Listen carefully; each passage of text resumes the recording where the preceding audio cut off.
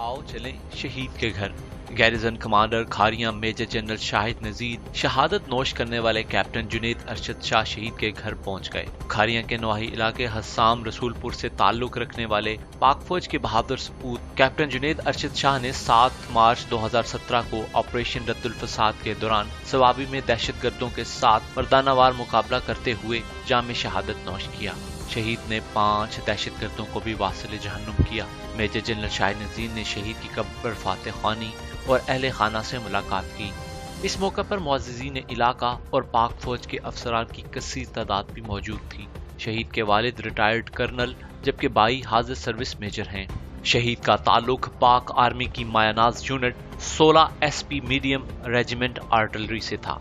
Zahid Mustafa Awan, newsalert.com.pk।